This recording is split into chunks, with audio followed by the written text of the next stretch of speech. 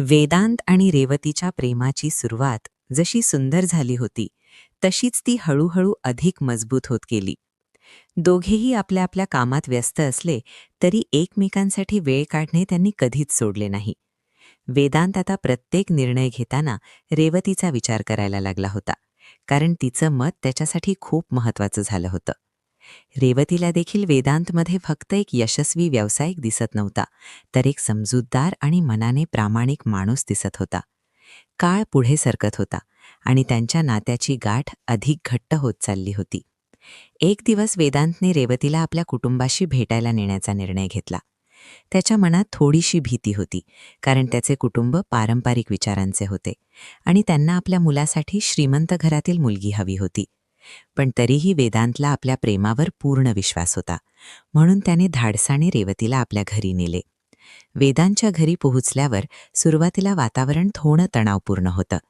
त्याच्या आईवडिलांनी रेवतीकडे थोड्या संशयाने पाहिले, कारण ती साध्या कुटुंबातून आलेली होती आणि तिचं जीवनशैली खूप साधा होता. रेवतीने मात्र शांतपणे आणि आदराने सर्व प्रश्नांची उत्तरे दिली आणि आपल्या वागण्यातून तिने आपली संस्कृती आणि मूल्य दाखवून दिली. हळूहळू वेदांच्या कुटुंबाला तिच्या स्वभावाची जाणीव होऊ लागली आणि त्यांच्या मनातील गैरसमज कमी होऊ लागले. काही दिवसांनी वेदांच्या आईने त्याला सांगितले की रेवती खूप चांगली मुलगी आहे आणि तिच्यात घर सांभाळण्याची आणि नात्यांना जपण्याची क्षमता आहे. हे ऐकून वेदांच्या मनावरचा ताण पूर्णपणे कमी झाला आणि त्याला खूप आनंद झाला. रेवतीसाठीही हा क्षण खूप खास होता, कारण तिने केवळ वेदांतच नाही तर त्याच्या कुटुंबाचंही मन जिंकले होते.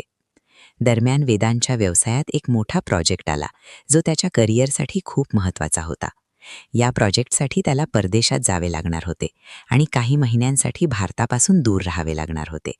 ही गोष्ट ऐकून रेवती थोडी खिन्न झाली, पण तिने वेदांतला थांबवण्याचा प्रयत्न केला नाही.